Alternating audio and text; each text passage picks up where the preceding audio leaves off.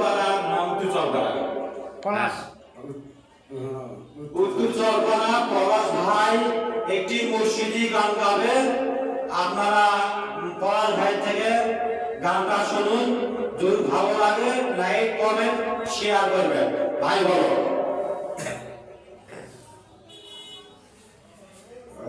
পাহাড় মাঝে মাওলা